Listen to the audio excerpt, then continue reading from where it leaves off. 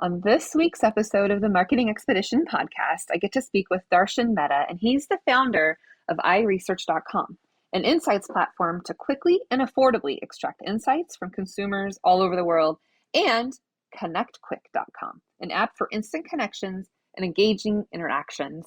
And he plans to launch Big Mango Startup Hub in collaboration with Mongkut University of Technology on Thonburi in Bangkok, Thailand.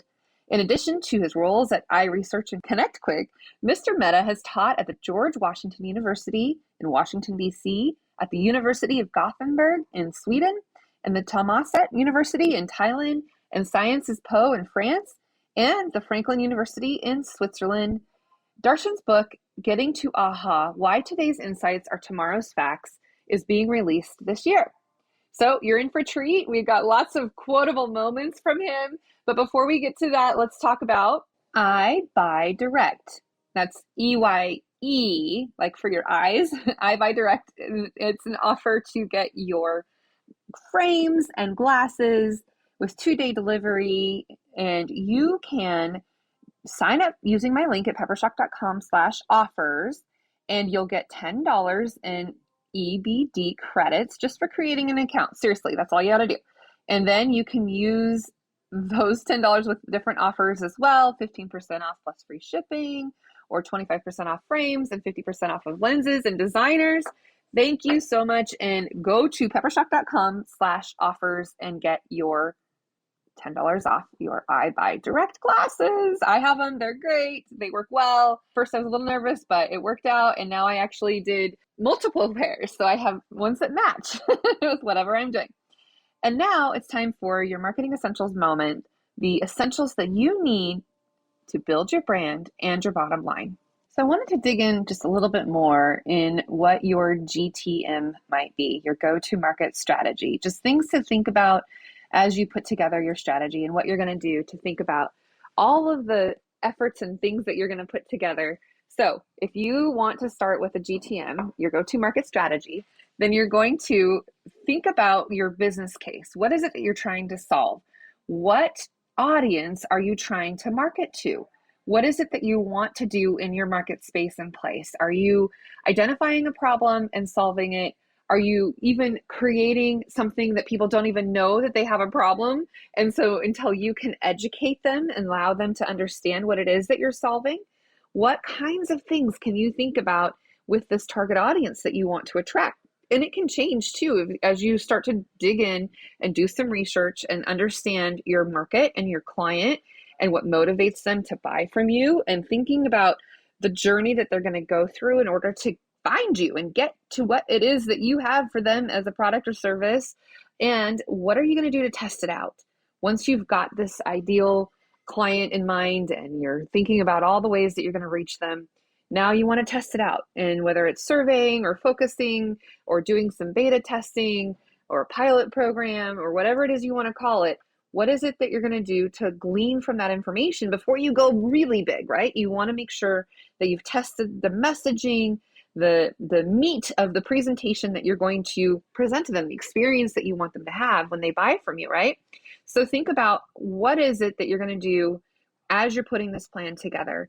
What is your case? What is it that you're going to do to solve and give them benefits and give them the rationale of why this product is going to be different than anybody else? And we talk about this in our podcast today. So thinking about your strategy for the market that you want to expand or grow, or maybe even make a completely new market, the pricing, the structure that you're going to price that at, and what's going to work, what's not going to work, and testing those out, the sales and support that you need to service the product that you're selling or the service that you're doing, the tools that you're going to use, the tech stack that you're going to implement and use and test out and connect together, the service support and how you're going to continue to retain those clients if it's something that's ongoing or if it's just a one-off thing. What is it that you can do with your roadmap of the journey that your potential client and then new client will go through? And what kind of external marketing help are you going to need? What kind of things do you not know how to do that you need to rely on others to do? And maybe it's just because you don't have the time, and maybe it's because you don't have the talent, and it's going to take you a lot longer to figure it out on your own than just hire somebody to do what they do best, right? So thinking about your external and then internal. what are you going to do internally? What's that division of duties going to look like in order to have internal marketing as well as external? What kind of PR and advertising are you going to do? Who's going to be responsible for each of those components? And how is it going to be communicated? What kind of tonality and voice will you have in your brand? And then, of course, budgeting and thinking about what those KPIs are, the kept promise indicators or key performance indicators. But what kinds of metrics are you going to use to make sure that what you're doing is actually working? And what is it that you need to do to change up and tweak just a little bit to make it work even better? Those are all things to consider before you even start, before you even get this product to market, right? And it can actually do and work in tandem as you're developing your product or service. Thinking about marketing now before you actually even get it done is not too soon. And thinking about marketing first could also help you in terms of who you're solving the solution that you're going to offer to people. So think about how you can use your market strategy along with what it is that you're developing. And now let's hear from our guest today.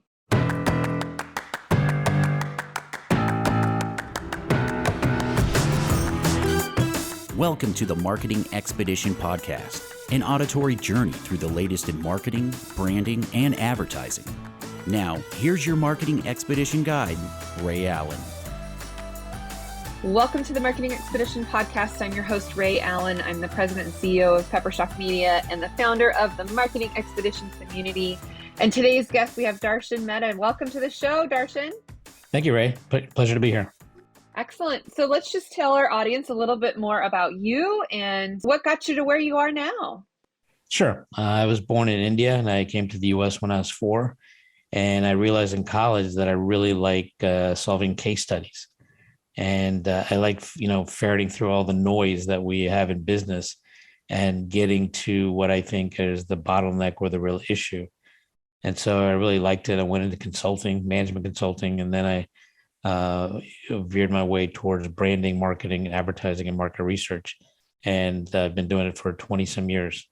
And I just really enjoy chasing insights and getting to those aha moments. Yeah, that's aha, not haha, right? Sometimes about a little bit of both is okay too. A little bit of both. Yeah, for sure. So you told me that you're actually in Bangkok now. Tell me what got you because you said you came to America and why are you in Bangkok right now? I'm actually doing some work here, and I'm also setting up a incubation program with the university here, one of the top technology universities. I think there's a real opportunity for the next couple of decades here in Asia. And I think the startup scene is really gearing up, and there's opportunities here for startups. Interesting enough, I think even startups in the US or Europe could consider actually incubating here because the cost is much lower, but the infrastructure is quite amazing. And it's a great test market for a lot of products. So they could actually incubate here for a lot less. So tell me more about this incubator program. What are you seeing some trends right now happening in where people are going through these incubators or accelerators or, lots of different names for them. But what are some things that you're seeing that is happening or occurring because of these incubators that are kind of popping up in lots of different places, right? Yeah, I think it's encouraging a lot of people, and especially post-COVID. I think a lot of people are thinking, hey, what can I do of my own so I can control my time, my destiny, and really do something that I'm passionate about and want to make an impact in the world. So we're seeing lots of interesting things related to the environment, as well as, in terms of making things faster and cheaper financially, and also lots of services for taking care of things in the home or pets. So we're seeing lots of entrepreneurs trying to come up with interesting ideas. I think the biggest challenge most of them have is really they often emulate others where they need to think more about how to differentiate themselves so that ultimately they can brand themselves and be distinct in the marketplace. And part of it is they also need more strategic help, and they really should do a little bit more research as well to find out where the product market fit really is for their idea. And that's where the incubators come in to really help them to formalize that and to get to that point. Oh, I love that. I think it's, you know, they always say two brains are better than one. Well, if you've got a team of people supporting you, guiding you, giving you, all the things that you need, all the tools that you need to help start your idea and your business and make that happen. I love seeing it when people can take their idea and, make it turn into something, right? Absolutely. Yeah. It solves a problem or saves them time or makes something easier, and they're willing to pay for it. Then it's really, quite a fun experience for the entrepreneur and the startup. Absolutely. What are some examples of some incubators that you're seeing that have, kind of going through that journey, going through that path, getting their go-to market strategy set up? I mean, what can you share with us of an example that you've seen that's working really well? Actually, Cloud Kitchen is an interesting example. There's a Cloud Kitchen here that's done quite well, and they're using a lot of analytics. So, for example, a Cloud Kitchen is basically a kitchen that is in a small area, and they don't have any retail location at all. And they basically use the existing platforms for matching up people who want to have delivered food to them. And then they look at the various options in there. And some of these Cloud Kitchens are realizing they can actually run the kitchen 24/7, but have multiple brands, even though they're using the same kitchen, but they can have distinct brands so that it's very clear in the mind of the consumer. So let's say you're looking for an all noodle shop with all kinds of options for noodles. Well, it might be the same kitchen that's, has another brand within the app, but it's a much more efficient operation, and they are doing quite well. And the other thing, they're also using a lot of analytics, so they know what is really popular in their area, in their radius of service, so that they can really, perfect the recipes and what people want in that area. That's fantastic. I know in our area we have something called Crave Delivery, and similar, like they have different brands from different world renowned chefs from all over, but they've come together in one space and people can order different options. I mean, if you've got somebody who's gluten free, or if you've got somebody who, is having a craving for tacos, but somebody else wants burgers or, variety, then you can have all that in one delivery. Is that what's happening with Cloud Kitchen there? Yeah, it's and I think in the West they might call it ghost kitchens, but I just read recently that I think the Association for Restaurants is actually saying that restaurants will never be the same again, and I think they're going to see a considerable increase in these types of cloud kitchens or ghost kitchens that basically offer many options, but on the back end, customers don't know that they may be doing multiple different brands from the same kitchen. That's fantastic. What are some other examples? What are other incubators that are going through the process now? Actually, we just opened it up, and we just got another application of about 36. Our deadline is the end of February, and I think we're going to expect maybe that to double by then. So we're seeing all kinds of different things, from people developing new ways to recycle plastics and pellets and come up with products, to companies that are offering actually online vet services for your pet, so that if something happens, you can get immediate access to a vet and get diagnosis and help, so that you don't have to wait a long time to bring the pet to the veterinarian and so on, and you can get immediate help. So there are all kinds of interesting ideas, but I think the essence of a lot of them that are going to do well are the ones that either save time, money, or make something easier.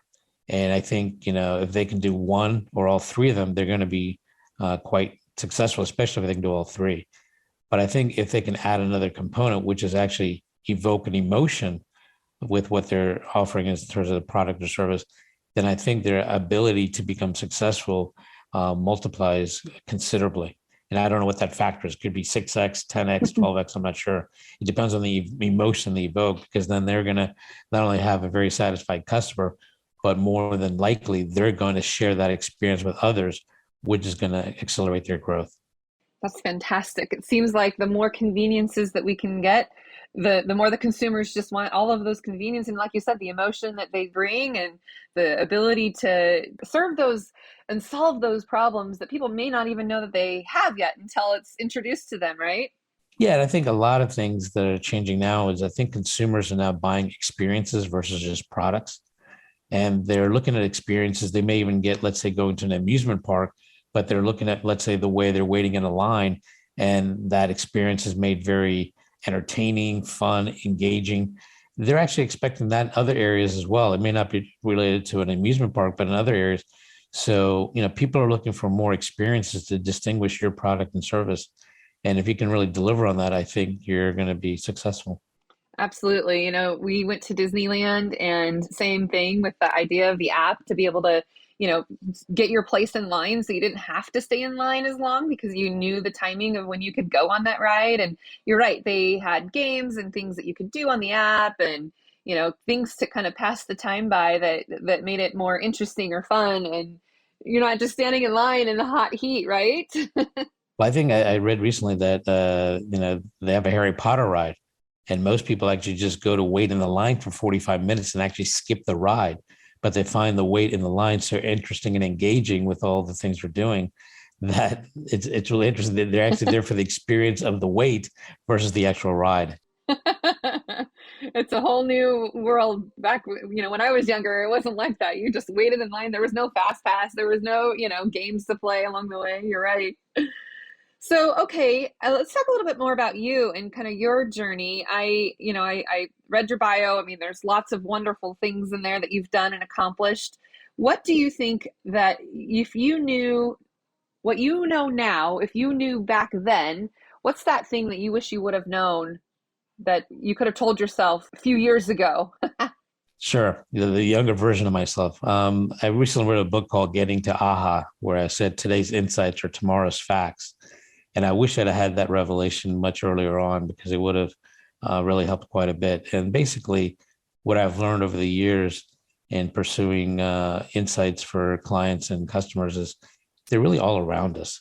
And what we really need to do more than anything is to have more conversations. And I think in our busy digital lives these days, we're just not having enough conversations.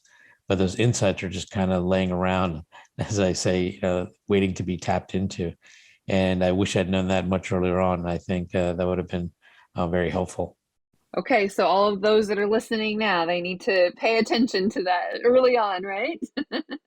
What are some challenges that you've overcome in getting to where you are now? Like what kind of setbacks did you have along the way? Oh, there's countless. But I think the good thing is I've been fairly positive about them, and I've used those as a learning point. And I've often seen that oftentimes when you're quite aggravated or annoyed or even feel defeated, that's usually the opportunity to learn and grow. And you actually come out better on the other end. I've had all kinds of challenges, developing my software to, even running the business. And those are all things that I think many of us experience in many different ways. But I think the best thing to recognize is, things do go in waves and cycles. And I've learned that oftentimes when things are at their worst, chances are they're going to get much better soon. But also I've learned when things are going great and you think you're on top of the mountain, be careful because there might be something that's going to maybe change that a little bit. Right. That's yeah, I've experienced that myself. Okay, so what are some things that you've done to help other people along the way in your journey? I mean, we all get mentored, but you can also be a mentor or mentee. What have you done to help others?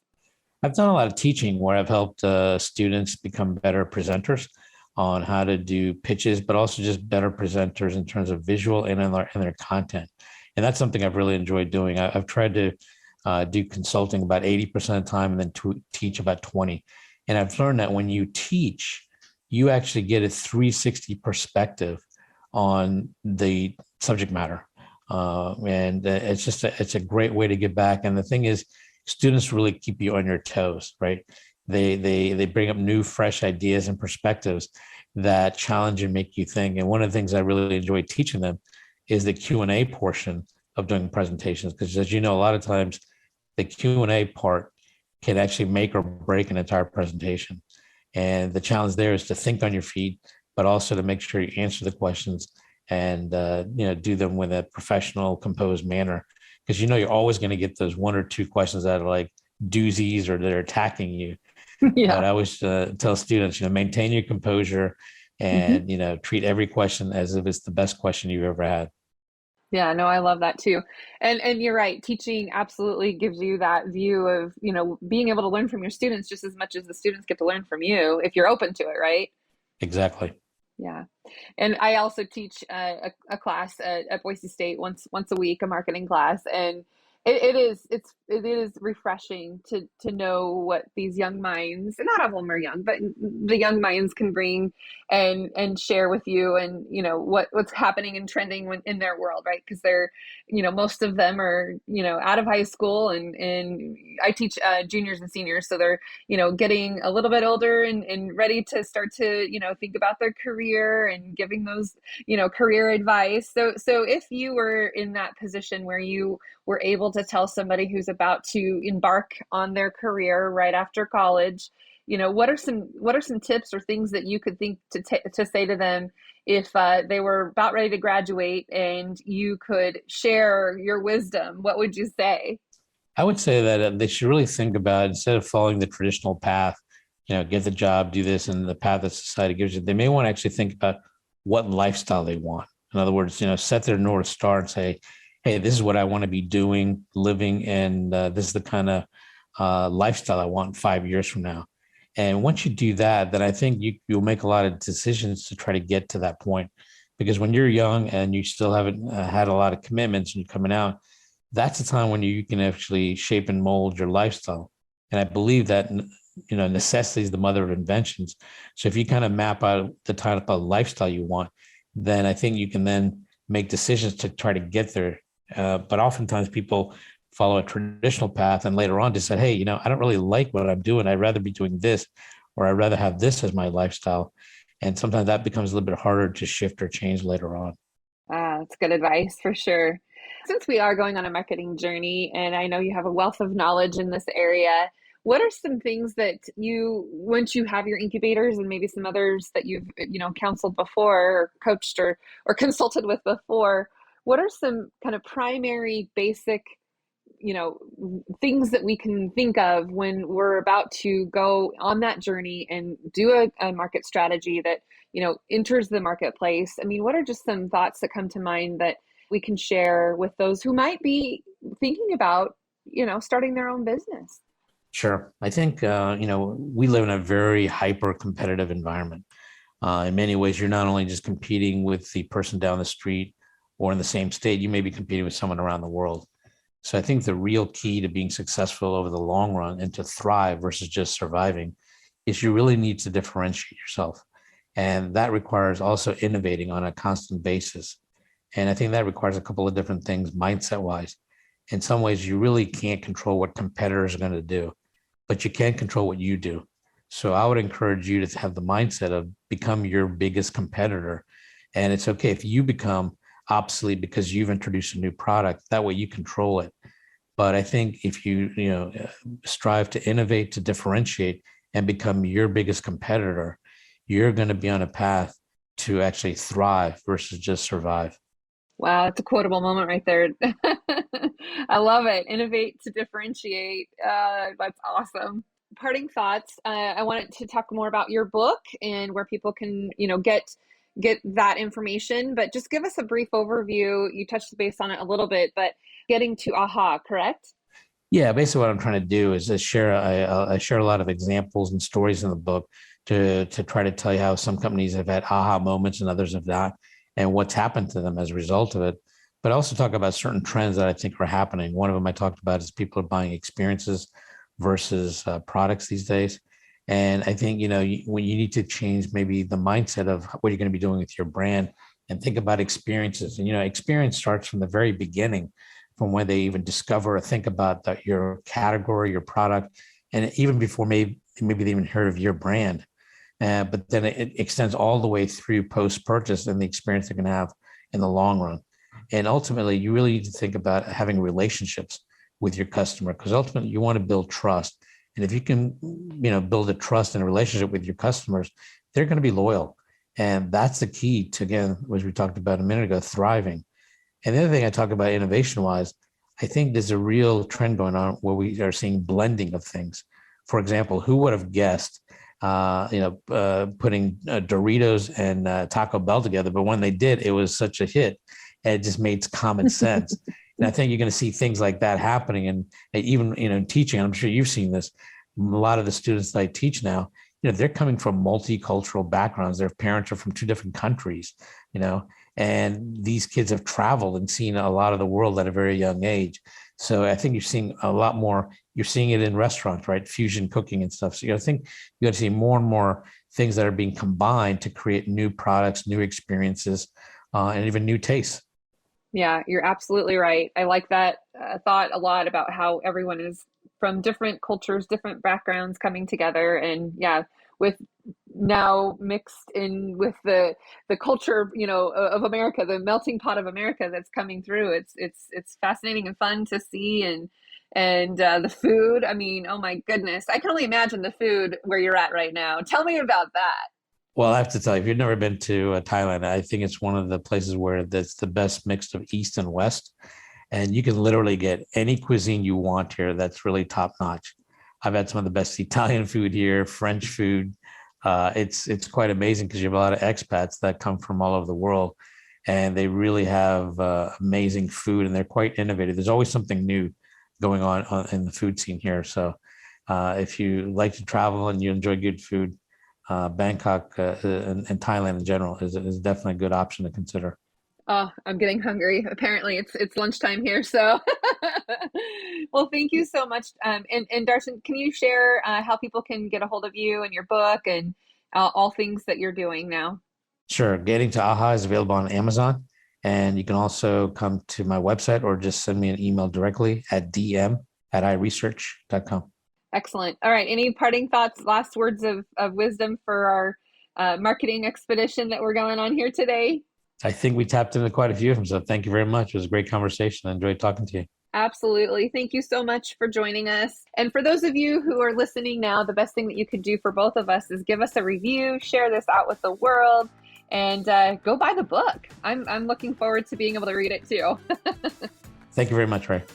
All right. And until next time, everybody, enjoy the journey. Thanks for listening to the Marketing Expedition podcast. Want to continue the journey? Don't miss out on new episodes. Subscribe on iTunes, Spotify, Amazon Music, or wherever you get your podcasts.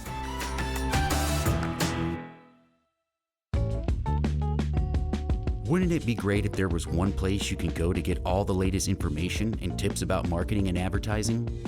The Marketing Expedition community is that place. People like you gather in our online community to build relationships with others and find the latest marketing trends, tactics, tools, and technology. We help you build your brand and your bottom line. Start your adventure today. Visit themarketingexpedition.com to find out more.